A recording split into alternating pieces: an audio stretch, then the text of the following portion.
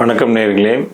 இன்றைக்கி பார்த்தீங்கன்னா சர்க்கரை வியாதிக்கு சார் நான் இனிப்பே சாப்பிட்றதில்ல சார், எனக்கு இனிப்புனாலே பிடிக்காது, நான் இனிப்பே தொட மாட்டேன், அப்படி இருந்துமே எனக்கு சுகர் வந்துருச்சு சார்,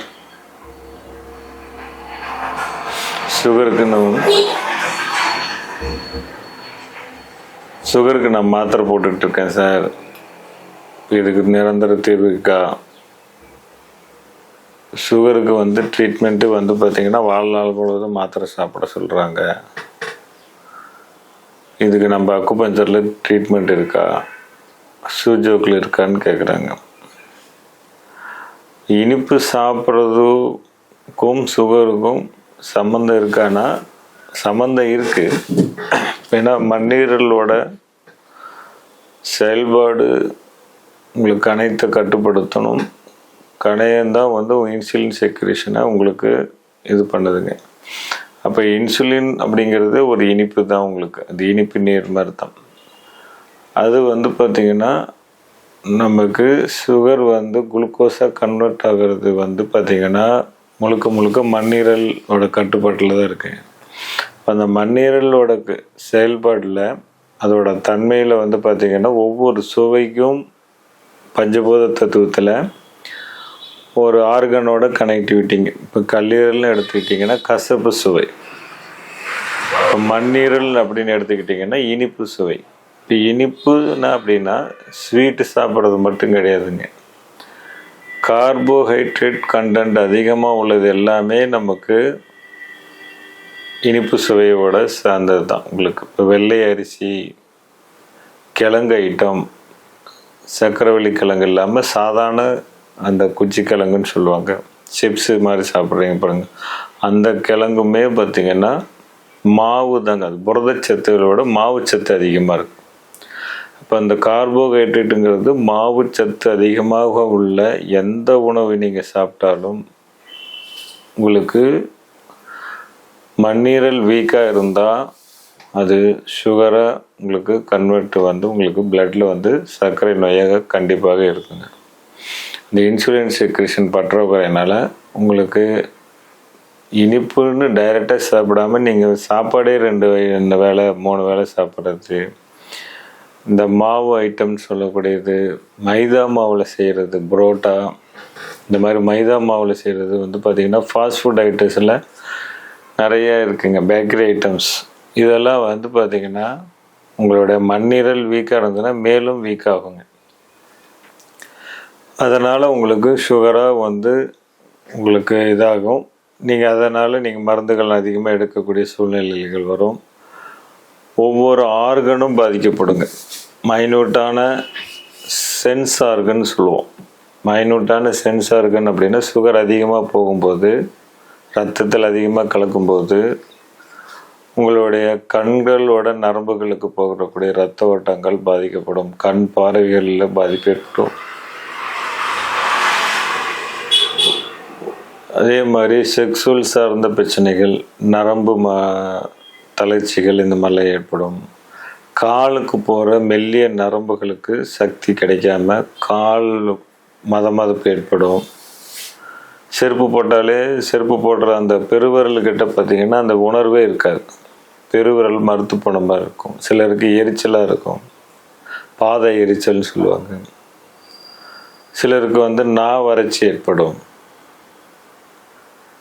தொண்டையை தாக எடுத்துக்கிட்டே இருக்கும், ஹீட் அதிகமாகும், தண்ணி குடிச்சிக்கிட்டே இருப்பாங்க.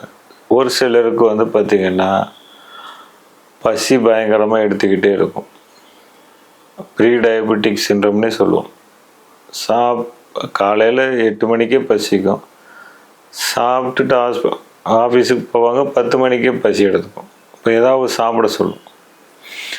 இப்போ இது காரணம் என்னன்னா அந்த வயிறு மண்ணீரலோட சக்தி ஓட்டம் நமக்கு வீக்காகிறதுனால அந்த பசி உணர்வு அதிகமாக எடுத்துக்கிட்டே இருக்கும். அப்போ இதுக்கு முழுமையான தீர்வு இருக்கா சார்னா, அந்த மண்ணீரலோட இயக்கத்தை சீர் செய்யும் போது கண்டிப்பாக அதோட கணையத்தை கட்டுப்படுத்தும். உங்களோட இன்சுலின் செக்ரேஷன் இயற்கையாகவே தூண்டப்படும். உங்களோட சுகரை கண்டிப்பாக கட்டுக்குள்ளே கொண்டாந்துடலாங்க. இதை வந்து நாங்கள் 30 வருடமாக இந்த பயிற்சியை நாங்கள் சிகிச்சை கொடுத்துட்ருக்கோம். நம்ம எடுத்தோடனே நாங்கள் சொல்கிறது, அக்குபஞ்சர் மருத்துவத்தில் நீங்கள் ட்ரீட்மெண்ட் போகிறீங்கன்னா உடனே நீங்கள் ரெகுலராக எடுத்துகிட்ருக்கிற ஆங்கில மருந்துகளை உடனே ஸ்கிப் பண்ணாதீங்க, நிறுத்தாதீங்க. இன்சுலின் போடுறீங்கனாலும் சரி, மாத்திரை போடுறதுனாலும் சரி, மெட்ஃபார்மின் சில பேர் எடுத்துகிட்ருப்பாங்கன்னா உடனே நிறுத்தக்கூடாதுங்க. அக்குபஞ்சர் சிகிச்சையும் எடுத்துக்கிட்டு வாங்க, உங்களோட ரெகுலர் மாத்திரையும் எடுத்துகிட்டு வாங்க. எப்போ உங்களோட மண்ணீரல் சீராகும்போது, உங்களுக்கு நீங்கள் மாதம் நீங்கள் சுகர் செக் பண்ணும்போது சுகர் நார்மல் அப்படிங்கிற ஒரு தெரியும் போது நீங்கள் உங்களோட ஆங்கில மருந்துகளை நீங்கள் நிறுத்தலாம். அது வரைக்கும் நீங்கள் தொடர்ந்து எடுத்துக்கிட்டு தான் வரணும். இப்போ எங்களோட சிகிச்சையிலையும் பார்த்திங்கன்னா, இப்போ இந்த மண்ணீரல் ஈஸியாக இயங்க வைக்கிறதுக்கும் சுகரை கட்டுப்படுத்துறதுக்கும் சூஜோக்கில் சக்கரா தெரப்பின்னு இருக்குங்க. அந்த சக்கரா தெரப்பியில் மண்ணீரலை கட்டுப்படுத்தும் சக்கரா பகுதி வந்து பார்த்திங்கன்னா இந்த உள்ளங்கையில் இருக்குது. இந்த உள்ளங்கையில் இந்த இடத்துல வந்து பார்த்திங்கன்னா க்ரீன் கலர் வைக்கலாம். நம்பர் தெரப்பியில் -37 அப்படிங்கிற -37 அப்படின்னு இந்த இடத்துல எழுதலாம். நாங்கள் மேக்னெட்டை வந்து ஃபிக்ஸ் பண்ணுறோம். நீங்கள் ஒரு தடவை நீங்கள் ட்ரீட்மெண்ட் நேரில் வந்து கன்சல்ட் பண்ணிக்கிட்டிங்கன்னா, நாங்கள் எங்களோட டிவைஸில் ஃபுல்லாக செக் பண்ணிவிட்டு எந்தெந்த ஆர்கன் அஃபெக்ட் ஆகிருக்குன்னு சொல்லிவிட்டு இந்த மாதிரி மேக்னெட்டை ஃபிக்ஸ் பண்ணி கொடுப்போம். இந்த மேக்னெட்டை நீங்கள் ஃபிக்ஸ் பண்ணிட்டு வந்தீங்கனாலும் உங்களுக்கு சுகர் கண்ட்ரோலுக்கு வந்துடும். இது வந்து பார்த்திங்கன்னா சக்கரா தெரப்பின்னு சொல்லுவோம், சக்கரா மேக்னெட்னு சொல்லுவோம். இந்த மேக்னெட்டை ஃபிக்ஸ் பண்ணி மண்ணீரலை இயங்க வைப்போம். அதனால் உங்களோட சுகர் வந்து கட்டுப்பாட்டுக்கு வரும். நார்மல் கொண்டாந்து கொடுத்துடலாம். அது வரைக்கும் உங்களோட ஆங்கில மருந்துகளை நிறுத்தக்கூடாதுங்க. ஆங்கில மருந்து எடுத்துக்கிட்டு மேக்னெட்டை வச்சுட்டு வாங்க. மாதம் நீங்கள் செக் பண்ணும்போது 200லேயே இருக்குது சார், குறைய மாட்டேங்குதுன்னா கண்டிப்பாக மாதம் 50 பாயிண்ட் வந்து யூனிட் குறையும். அப்படி நீங்கள் ஈஸியாக குறைச்சிட்டு வந்துடலாம். ஒரு கட்டத்தில் நீங்கள் ஆங்கில மருந்துகள் வாழ்நாள் முழுவதும் எடுக்கணும்னு அவசியம் இல்லாமல் நிறுத்திடலாம். சரிங்களா? ஸோ இது மாதிரி சுகர் அப்படிங்கிறது இனிப்பு மட்டும் கிடையாதுங்க. நீங்கள் உங்களோட உணவு கலாச்சாரத்தில் அரிசி ஐட்டம், மாவு ஐட்டம், பேக்கரி ஐட்டம் இதெல்லாம் நீங்கள் தவிர்த்துடணும். மன அழுத்தம் இந்த மாதிரி டிப்ரெஷனில் இருந்தாலுமே உங்களோட உணவு முறையில் மாறுபாடு ஏற்படும். பசி எடுக்காது. இதனாலேயும் நமக்கு சுகர் வந்து கட்டுப்பாடு இல்லாமல் இருக்கும்.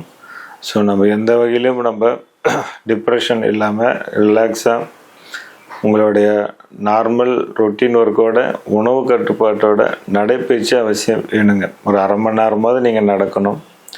சார் என்னால் ஆஃபீஸுக்கெல்லாம் போயிட்டு நடக்க முடியாது, டைம் இல்லை அப்படிங்கிறவங்க அட்லீஸ்ட் தோப்புக்காரணம் மாதிரி ஒரு காலையில் ஒரு 25 தோப்புக்காரணம் மாதிரி உட்காந்து எந்திரிச்சிட்டு ஈவினிங் ஒரு 25 தோப்புக்காரணம் மாதிரி போட்டிங்கன்னா உங்களுக்கு நடக்கிறதுக்கு ஈக்குவலான நடைப்பயிற்சிக்கு ஈக்குவலான ஒரு எக்ஸசைஸ்னால் தோப்புக்கரணம் தான். அந்த மாதிரி கூட நீங்கள் செய்யலாம். கலர் வந்து பார்த்திங்கன்னா க்ரீன் கலர் இந்த உள்ளங்கையில் வைக்கணும். நம்பர் வந்து -37, மேக்னெட் வந்து சக்கரா மேக்னெட். இதை வச்சுட்டு வந்தீங்கன்னா கம்ப்ளீட்டாக உங்களுக்கு சுகர் கட்டுப்பாடு வரும். மேலும் இந்த மாதிரி வீடியோஸ் நல்ல தகவல்களை நீங்கள் யோகம் சேனலை தொடர்ந்து பார்த்துட்டு வாங்க. ஏதாவது சந்தேகங்கள் இருந்தால் கீழே உள்ள ஸ்க்ரோலிங்கில் உள்ள என்னோடய நம்பருக்கு வாட்ஸ்அப்பில் தொடர்பு கொள்ளுங்கள். இதுக்குண்டான பதில் சொல்கிறோம். நன்றி, வணக்கம்.